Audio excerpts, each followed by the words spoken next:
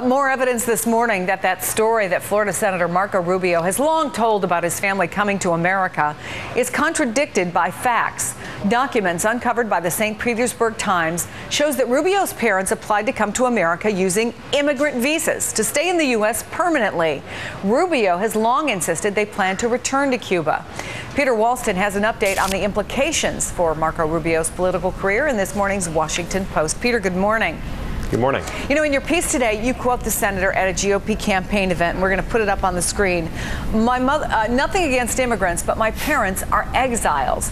I mean, that comment would suggest that Marco Rubio understands the difference between exile and immigrant, but the evidence is pretty clear at this point. His parents were not exiles, does it not?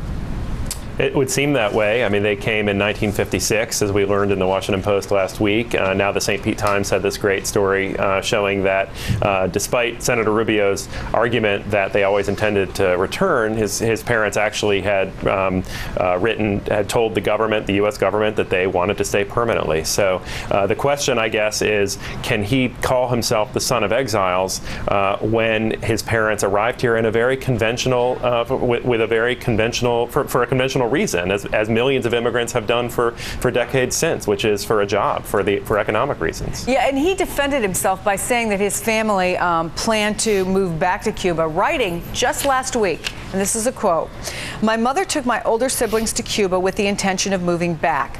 My father was wrapping up family members in Miami, and was set to join them.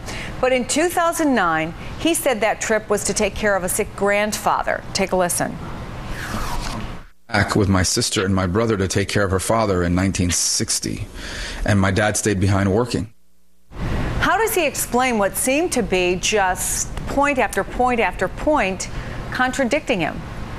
I think he would say, and I'm not here to speak for him, but I think he would say that those two stories are not necessarily mutually exclusive. That is, maybe they returned because the grandfather was sick and also intended to stay. Now, the problem is he said one thing and then said another thing, and it sounds different, and it's not just a matter of, as he put it on the first day that he was dealing with this, of some mistaken dates. I mean, that's what he said at first. So this seems like that he's had ample opportunity now to answer what the true story is, and yet it's continuing to sound contradictory, and that's just a problem for him. At a minimum, it's a problem politically and its sloppiness, but the question is that we just don't know. Is it something more?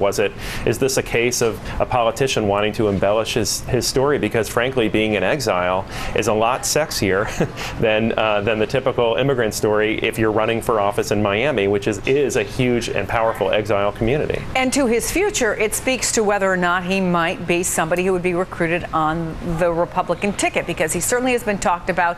He is from Florida. You have the huge Latino vote. Is there any clear indication about how this is impacting his popularity in the Latino community in Florida, and more broadly, what it might mean for his vice presidential prospects? Well, I spent a couple of days talking to a lot of Latino Republicans and others who are experts on the politics of the Hispanic community, which, by the way, is of extreme interest to both parties right now, because if you look at the Electoral College map, that is the fastest growing block of voters. They're in play from election to election, and they will decide these very important states, not just Florida, but Nevada, Colorado, New Mexico, Arizona, that really will decide the election in many ways for President Obama and whoever's running against him. So the Republican Party sees opportunities to make gains with Hispanic voters. They see Marco Rubio possibly as the best hope to do that. If they could just put him on the ticket, he would be a charismatic Latino face who can speak Spanish. The problem is he is drawing distinction